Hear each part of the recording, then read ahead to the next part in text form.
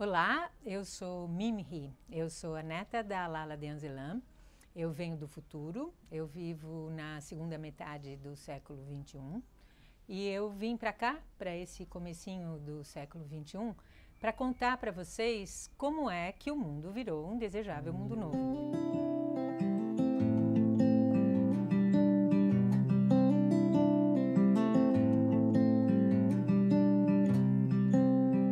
O futuro ele é fruto dos sonhos do passado e das escolhas do presente.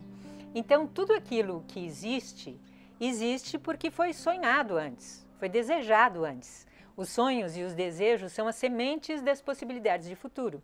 E se a gente não sonha e não tem esses desejos, é como se não tivesse sementes. Não tem o que acontecer. Aquilo que vocês estão vivendo hoje foi sonhado no final do século XIX, no começo do século XX.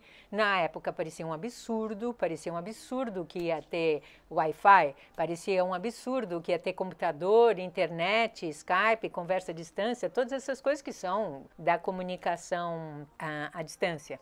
Mas isso foi sonhado e foi concretizado. A outra coisa importante de saber que dá é a natureza exponencial desse momento. Porque o que aconteceu que foi tão legal no final do século XX, começo do século XXI? Teve uma mudança enorme. Na época, vocês nem percebiam. Vocês que viveram no final do século XX e começo do século XXI nem se davam muito conta do que estava acontecendo. Então, o que a gente percebeu como historiador, olhando o momento presente, é que houve uma mudança. Essa mudança foi a passagem de séculos, talvez milênios, onde tudo se organizava em torno do que é tangível, material, concreto. E o problema que resultou nessa crise aí do final do 20 e começo do 21 é que o tangível, ele é finito, ele se consome com o uso e ele cresce de forma linear. Então, gerou essa crise porque o modelo era um modelo de competição e o modelo era escasso. Só que tudo que é intangível, que tem a ver com as coisas ligadas à economia criativa, novas tecnologias, colaboração, tudo isso que é intangível, é infinito. Não se consome, mas se multiplica com o uso e cresce de forma exponencial. Então, é isso que permitiu essa mudança incrível que aconteceu de forma muito rápida. A gente estudando esse momento, chamamos de ciclo exponencial da abundância, porque dava para ver que foram 4 vetores que permitiram essa mudança. O primeiro desses vetores foi que finalmente, tanto na sociedade quanto na economia, se deu a devida importância para o que é intangível. Para o conhecimento, para a criatividade, para os valores humanos, sobretudo, que foi uma das coisas principais, para as causas compartilhadas, porque onde tem uma causa compartilhada, as pessoas se organizam e fazem. Então, toda a nova sociedade e a economia se organizaram em torno desses intangíveis, da produção de conhecimento pelo conjunto e uma mudança que foi de passar de ser regido pelo mercado a passar a ser regido pelo bem comum, porque tinha as novas tecnologias de comunicação e informação e toda a possibilidade do open source. Por exemplo, com a possibilidade daquilo que se chamou economia do compartilhar, sharing economy, que era usar todas essas ferramentas digitais para mapear a oferta de hardware, né, a oferta de estrutura, para que essa estrutura pudesse ser compartilhada. E isso foi genial, porque todo mundo percebeu, por exemplo, que não precisava construir mais, que o negócio era usar melhor todos os espaços, os equipamentos, os materiais já existentes. Então, o primeiro vetor foi esse dos intangíveis, infinito, de característica exponencial. O segundo, esse das tecnologias de informação e comunicação, infinito, exponencial. E a combinação dos dois gerou o terceiro, que foi super interessante, que foram os processos colaborativos em rede, peer-to-peer, entre pares. E aí teve a grande mudança, porque passou do modelo de competição para o modelo de colaboração. E colaborar é muito legal, era muito gostoso, era muito interessante. Comparado com toda aquela coisa muito dura, muito triste e muito estéril, porque crescia de forma linear, gerava mais escassez da competição, toda a colaboração era absolutamente agradável para começo de conversa. Tanto que logo se percebeu que era muito importante associar a colaboração com a celebração. E aí tudo passou a ser feito de forma colaborativa. A gestão dos espaços públicos, todo tipo de produção de conhecimento, de serviços, de produtos era infinitamente mais eficiente. E aí, por último, a mudança de modelo de governo.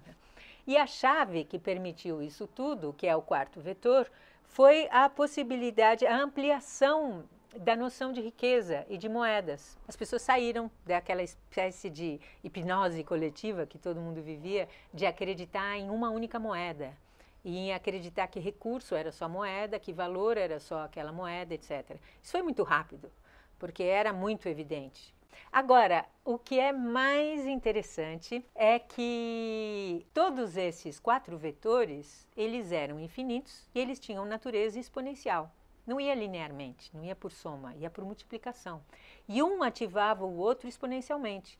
Então, o vetor dos intangíveis, aquele que deu a base da economia criativa, era ativado pelas novas tecnologias, que por sua vez ativavam os processos colaborativos, que por sua vez permitiam os fluxos de riqueza, não só monetária. E toda a grande chave desse período foi o ritmo exponencial. Tanto que as pessoas falam, mas como? Em tão pouco tempo o mundo mudou completamente, isso não é possível. Claro que é possível. Não é possível quando a gente pensa linearmente, 1 mais 1 mais 1. Mas no exponencial é impressionante. Se a cada dia dobra o número de pessoas que têm uma sacada, que percebem que é importante mudar de modelo, a gente pensa, bom, se dobra cada vez o número de pessoas que percebem isso, até 7 bilhões de pessoas perceberem, vai demorar muito. Mas se fosse assim, 1 a cada dia, sabe quanto tempo? 33 dias e meio. 7 bilhões de pessoas teriam mudado de ponto de vista. Claro que não aconteceu assim, foi mais lento. Mas variou para cada tipo de assunto. O primeiro assunto que mudou, e mudava mais ou menos a cada 36 dias, dobrava o número de pessoas que tinham essa sacada, foi a questão do uso de outras moedas que não a moeda única. De ter como moeda o tempo, a circulação de infraestrutura, etc. Isso foi muito rápido. Mais ou menos em 3 anos e meio, toda a população do planeta já estava criando fluxos de outras moedas. E o que permitiu essa rapidez do exponencial foi que as pessoas perceberam o poder que isso tem. Na sequência, a próxima coisa a mudar foi o tipo de modelo de produção, passando para modelos colaborativos, open source, remotos, usando esses 4 vetores que a gente falou, né? Do intangível, novas tecnologias, colaboração, multimoeda. Isso levou mais ou menos 5 anos e pouco. No comecinho da terceira década a maioria dos negócios eram assim, e era óbvio, porque era infinitamente mais eficiente. Porque os negócios tradicionais, baseados em competição, em modelos centralizados, lineares, eram muitíssimo menos produtivos, além de muito mais chatos. A última coisa a mudar demorou mais, porque era o mais instituído e mais arraigado, foi o modelo político. O modelo político dobrava o número de pessoas que percebiam que era o momento de realmente sair daquela tipo de democracia por representação, partidos, etc., e ir para a democracia digital direta. Isso demorou 22 anos, mais ou menos. A cada 9 semanas dobrava o número de pessoas que experimentavam isso e, portanto, viam que era possível. É incrível a alegria das pessoas ao perceberem o seu poder de escolha. Isso pode permitir mudança muito, muito rápida. E as pessoas passaram a investir muito melhor o seu tempo, o seu entusiasmo e a sua dedicação em chamar mais gente para a mudança de mentalidade, de modelo de produção, de moedas e de formas colaborativas. Exponencial foi a primeira das chaves para que o desejável mundo novo fosse possível.